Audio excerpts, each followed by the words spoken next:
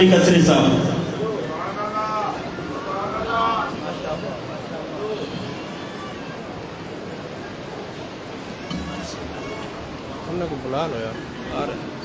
अस्सलामु अलैकुम वरहमतुल्लाहि वबरकातुहू। इन्ना इद्दत शुहूर इंदल्लाहि इस्ना अशर शहरन फी किताबिल्लाह यौम खलक़स समावाति वल अर्ज़। अल्लाह की किताब में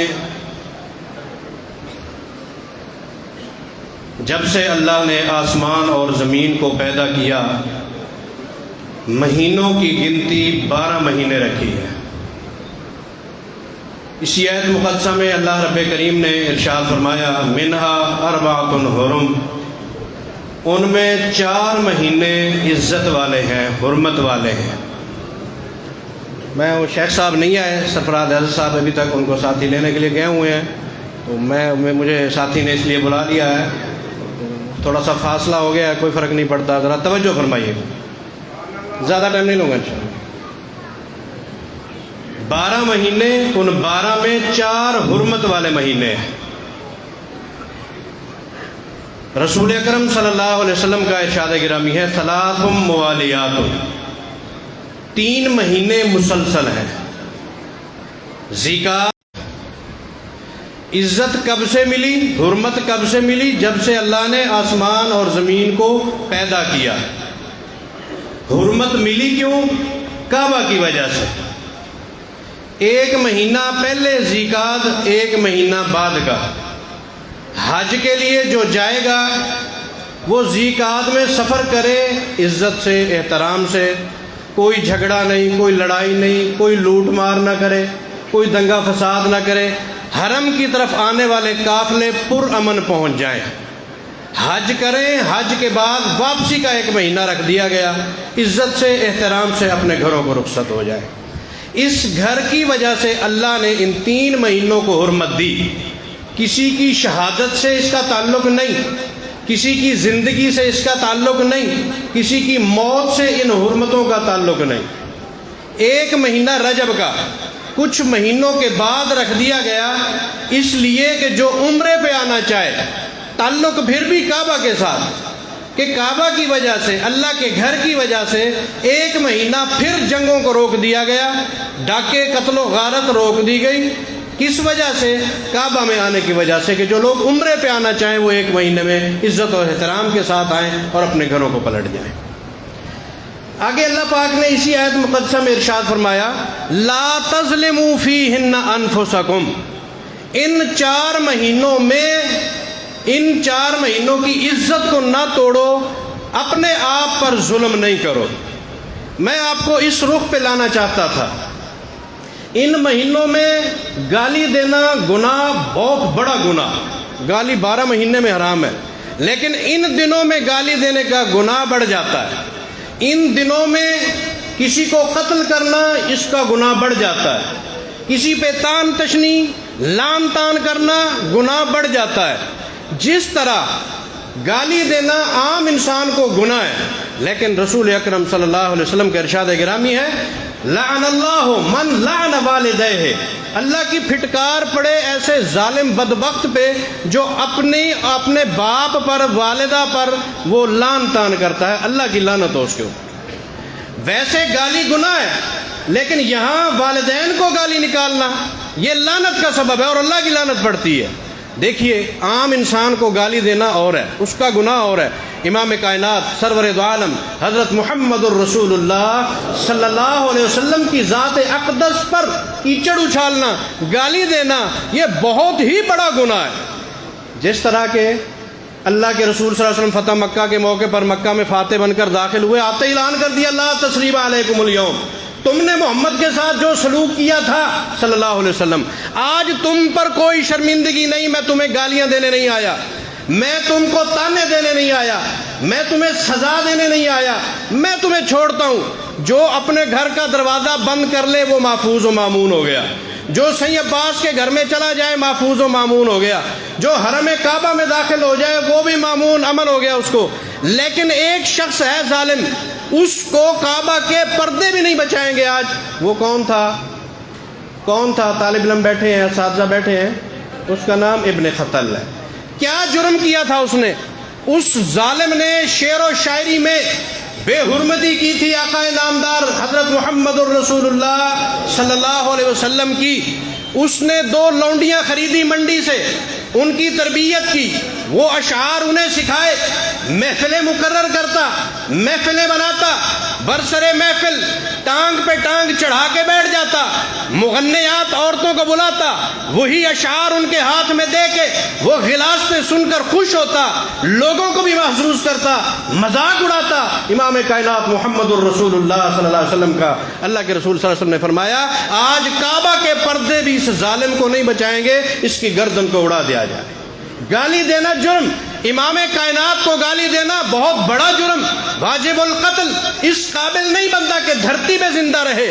عزیزان من، ان دنوں میں گناہ بڑھ جاتا ہے، اسی لیے اللہ نے فرمایا لا تظلموا فیہن انفسکم۔ آج یہ محرم کا مہینہ، اس کے اندر کون سا ایسا ظلم ہے جو اس دھرتی کے اوپر روا نہیں رکھا جاتا؟ اس پہ شرک ہوتا ہے۔ اس مہینے میں سب سے بڑا جرم کیا ہے؟ شرک ہے، وہ شرک ہوتا ہے۔ اور اس کے ساتھ ساتھ ہم تلواریں چلاتے ہیں، اپنی جان پہ ظلم کرتے ہیں، ہم خنجر چلاتے ہیں، اپنی جان پہ ظلم کرتے ہیں، ہم سینہ پیٹتے ہیں، اپنی جان پہ ظلم کرتے ہیں۔ کون سا ایسا ظلم اور زیادتی ہے جو اس مہینے کے اندر روا نہیں رکھا جاتا؟ اللہ نے تو کلام مقدس کے اندر واضح اعلان کر دیا لا تظلموا فیہن انفسکم۔ اے لوگو، او میری مخلوق، ان مہینوں کے اندر اپنے اوپر ظلم نہیں کرنا، انفسہم، اپنی جانوں پر، اور ہم نے اپنی ہی جان پہ ظلم کر کے دکھایا۔ شریک خلاف ورزی ہوتی ہے کلام مقدس کی، اللہ رب کریم کی آیات مقدسہ کی بے حرمتی اس مہینے کے اندر۔ ہم نام نہاد مسلمان، ہم نام نہاد مومن یہ بے حرمتی کر کے کیا ثابت کرنا چاہتے ہیں؟ کہ ہم قرآن کے منکر ہیں، قرآن سے باغی ہیں، ہمارا اللہ سے تعلق نہیں، اللہ کے رسول سے تعلق نہیں۔ عزیزان من، یہ مہینے حرمت والے، ان میں بہت کچھ مشہور کیا جاتا ہے۔ شیخ صاحب آگئے؟ بہت کچھ مشہور کیا جاتا ہے۔ اس میں جناب آدم علیہ السلام کو جنت سے زمین پہ اتارا گیا۔ اس مہینے کے اندر جناب علی آسمان اور زمین کو اللہ نے پیدا کیا۔ اس مہینے میں فلاں کام ہوا، اس مہینے میں فلاں کام ہوا، اس میں سبیل لگا لو اتنا ثواب، اس کے اندر فلاں کام کر لو اتنا اجر، فلاں کام کر لو اتنا اجر۔ لیجئے آج سنیے، طالب علم سے سنیے، صرف ایک حدیث صحیح مسلم کی، مسند احمد کی، امام کائنات محمد الرسول اللہ صلی اللہ علیہ وسلم مدینہ منورہ میں تشریف لائے۔ آپ نے دیکھا یہودی روزے سے تھے، آپ نے پوچھا یہ کیسا روزہ ہے؟ ساتھیوں نے جواب دیا یا رسول اللہ یہ یہودی دعویٰ کرتے ہیں کہ ہمارے پاس آنے والے نبی تھے موسیٰ علیہ السلام، اللہ نے موسیٰ کو اس محرم کی 10 کو فرعون سے نجات دلائی تھی، اس شکرانے میں روزہ رکھتے ہیں۔